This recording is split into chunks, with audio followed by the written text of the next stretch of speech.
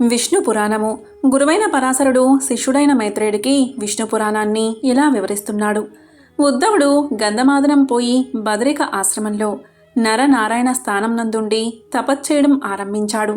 ఒకనాడు దేవదూత అమరావతి నుంచి వచ్చి కృష్ణుని దర్శించి ఇంద్రుని మాటలుగా ఏకాంతంగా చెప్పాడు.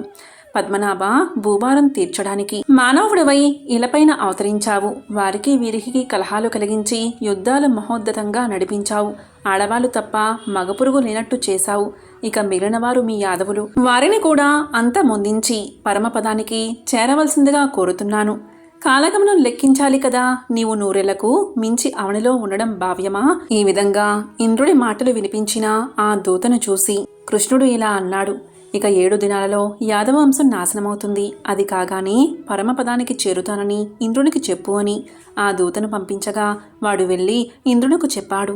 తరువాత యాదవులు విష్ణుమాయా ప్రేరితులై ప్రభాస తీర్థంలో స్నానం చేసి మహోత్సవం పేరుతో మద్యం తాగి మత్తెక్కి మాటికి మాట మీరి బాహాబాహి కచాకచి ముష్టి పోరాడమేగాక అస్త్ర శస్త్ర ప్రయోగం దానితో చాలక సముద్రం ఒడ్డున ఉన్న తుంగ తీసి దానితో బాదుకొనడం కృష్ణమాయ. ఆ దెబ్బ వజ్రంలాగా తగిలి అందరూ ప్రాణత్యాగం చేశారు. శంఖ చక్ర గదాసార్జులు కృష్ణునకు ప్రదక్షిణంగా తిరిగి వైకుంఠానికి వెళ్ళిపోయాయి. తరువాత కృష్ణుడు అన్నతో రథమెక్కాడు. దారుకుడు అల్లనల్లన రథం నడిపించి సముద్ర తీరానికి చేర్చాడు.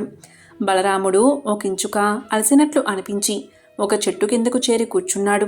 అంతలో అతని ముఖంలోంచి శేషుడు నిజ స్వరూపంతో అవతరించి సముద్ర జలాల్లో ప్రవేశించాడు. సముద్రుడు సముచిత రీతిని ఉపచారం చేశాడు. వాసుకి మొదలైన నాగపతులు వచ్చి స్వాగతం పలికారు. శేషుడు వారిని ఆనందంగా చూసి వారితో అమరలోకానికి వెళ్ళిపోయాడు. అప్పుడు కృష్ణుడు దారకుణ్ణి చూసి, దారుక, నువ్విక ద్వారకకు వెళ్ళు, నేను మరి రాను, పైలోకానికి వెళ్ళిపోతాను. నువ్వు వెళ్ళి ఉగ్రసేనుడు ఇంకా ఉన్నవారు వినేటట్లు చెప్పు. యాదవులు కొట్టుకు చావడం, బలభద్రుడి నిష్క్రమణ, నా పరమపద ప్రాప్తి వివరించు. అర్జునుడు వచ్చి మా స్త్రీలను తీసుకువెళ్తాడు. అతడు వెళ్ళగానే ద్వారక సముద్రంలో కలిసిపోతుంది. వజ్రుడు వజ్రధరునితో కలిసి యాదవులకు పరమలోక క్రియలు నిర్వర్తించి పరలోకానికి వెళతాడు. ఇక నీవు నాపై ఎంతో భక్తి కలవాడవు. నీకు పరంపదం ప్రసాదిస్తున్నాను. కృష్ణుడి మాటలు విని దారుకుడు పునః ప్రణామాలు చేసి ద్వారకకు వెళ్ళాడు. దారుకుణ్ణి పంపించి కృష్ణుడు ఒక వృక్షం కింద యోగాసన పద్ధతిని కూర్చున్నాడు. అంతలో జడుడు అనే మేచ్చుడొకడు అక్కడికి వేటకై వచ్చి కృష్ణుని పద్ధతిని చూసి మృగమని భ్రాంతిపడి మీదుగా బాణం ప్రయోగించాడు. శ్రీకృష్ణుని పాదం మృగం చెవిలాగా ఆననం సంబంధంగా అల్లనల్లనా కదులుతూ ఉంది. దగ్గరగా వచ్చి చూశాడు శంఖ చక్ర సాధ్యగదాధరుడు శ్రీవత్సలాంఛనుడు పీతాంబరుడు శ్రీకృష్ణుడు. ఆ కిరాతుడు వంగి ఆనందంగా నమస్కరించగా కృష్ణుడు వాని భక్తికి ప్రసన్నుడై పరమపద నివాసం అనుగ్రహించాడు. వెంటనే దివ్యపురుషులు తీసుకువచ్చి ఆ కిరాతుణ్ణి ఎక్కించి తీసుకుపోయారు.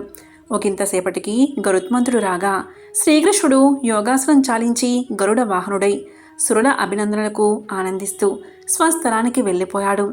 దారుకుడు నగరంలో ప్రవేశించి వసుదేవునకు ఉగ్రసేనునకు పౌరులకు చెప్పాడు యాదవ మృతి.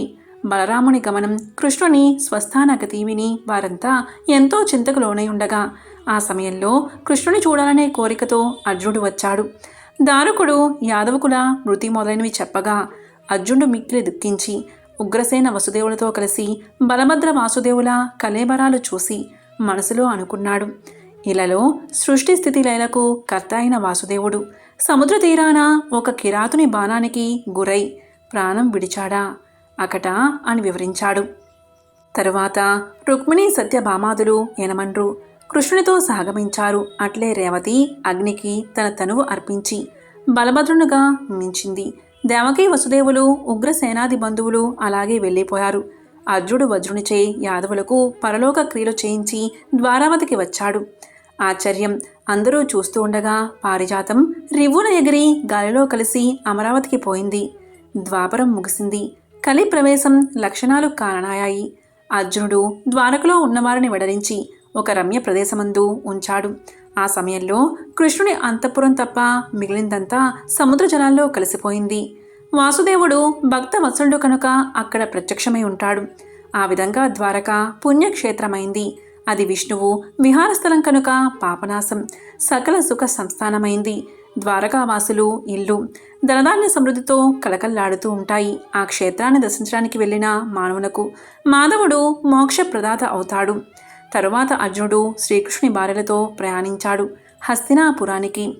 విల్లమ్ములు ఎప్పుడూ సిద్ధంగా ఉన్న సవ్యసాచి అర్జునుడు కొంత దూరం గడిచాక అడవిలోంచి వెళ్ళవలసి వచ్చింది. అలాగ వెళ్తూ ఉండగా ఇటు అటు ఉన్న కొండ పల్లెల బోయలు మూకలుగా వచ్చి అడ్డుపడి అర్జునుడితో ఇలా అన్నారు. పెద్ద విల్లు వేషం మునపటి కాలం అనుకున్నావా? ఈ ఆడవాళ్ళని ఎత్తుకుపోతున్నావా? ఆగు ఆగు అని కృష్ణకాంతలను తమ వశం చేసుకున్నారు. అర్జునుడు కోపగించి గాంధీవం ఎక్కుపెట్టబోయాడు. కానీ చేతులకు శక్తి లేకపోయింది. తరుగులేని బాణాలుండే అమ్మపొదని చూశాడు. ఒక్కటి లేదు. అస్త్రమంత్రం ఒకటి జ్ఞప్తికి రాలేదు. ఏమిది? కృష్ణుడితోనే పోయిందా నా బతుకు గౌరవం? ఆ బోయలు కాంతలనందరూ ఎత్తుకుపోయారు. అర్జునుడు ఏమీ చేయలేకపోయాడు. విచారిస్తూ అడవిలో పోతూ ఉండగా వ్యాసుడు ఎదురయ్యాడు. అర్జునుడు ద్వారకలో జరిగింది, అడవిలో కిరాతుల వల్ల జరిగినవి చెప్పి చిన్నబోయి ఉండగా వ్యాస భగవానుడు అన్నాడు. కాల ప్రభావం అర్జున, పైనున్నవాడు కింద పడతాడు. మధు కైటవులతో పోరి విష్ణువు కింద పడలేదా? సూర్యచంద్రాదులు ఒక్కొక్కనాడు రాహుకేతువులకు చిక్కరా? వృత్తాసురంతో పోరలేక ఇంద్రుడు అమరావతిని విడిచిపోలేదా? భీష్మునితో కలహించి పరశురాముడు చెయ్యి ముడుచుకోవలసి వచ్చింది కదా. ద్రోణ భీష్మాది మహాయోధులు నీ బాణాలకు బలి కాలేదా? వారు శక్తియుక్తి లేనివారని అనగలమా? అర్జున, ఈ శరీరం ఏదో ఒక సమయంలో ఉసురు తప్పి కింద పడవలసిందే. అలాంటి శరీరానికి ఏదో జరిగిందని జరుగుతుందని విచారించకు. కృష్ణుడి భార్యలు కిరాతులచే పరాభవం పొందారా? బాధపడకు. మునుపు వారికి తగిలిన బ్రాహ్మణ శాపఫలం ఇది. చెప్తాను విను అంటూ వ్యాసుడు ఇలా చెప్పడం మొదలుపెట్టాడు. అష్టావక్రుడు ఒక బ్రాహ్మణుడు మేరుగిరి దరి ఒక సరస్సులో ఉండి స్నానం చేస్తూ తపస్సు చేస్తూ ఉండగా రమ్మాదులు అప్సరసులు విలాసయాత్రగా అక్కడికి వచ్చి తమ ఆటపాటలతో అష్టావక్రుని దయకి పాత్రులై రమ్మాదులు అమరపురికి పోయారు.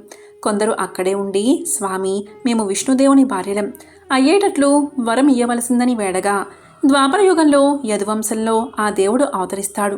పేరు కృష్ణుడు. ఆయనకి భార్యలు అవుదురుగాక అని ముని వరాన్ని ఇచ్చాడు. ఆ మర్నాడు ముని కొలంలో నుండి స్నానం చేస్తూ ఉండగా చూసి ఆ కాంతలు అతని నీరస శరీరం నవ్వించగా ముని కోపగించి మీరు కృష్ణుని పరోక్షాన బోయల చేతుల చెరలో పడుదురుగాక అని శపించాడు. ఆ కాంతలు భయపడి క్షమించు అని ప్రార్థించగా సరే మానభంగం కాక ప్రాణత్యాగం చేసి అమరపురికి వెళ్ళుదురు కాక అన్నాడు. విన్నావా అర్జున? ఆ మునిమాట జరిగింది. ఆ ఇంతులు ప్రాణం విడిచి మర్యాదగా సురలోకానికి వెళ్ళిపోయారు. సవ్యసాచి కలియుగం ప్రవేశించింది. ఇక మీరీ నేలపై ఉండరాదు.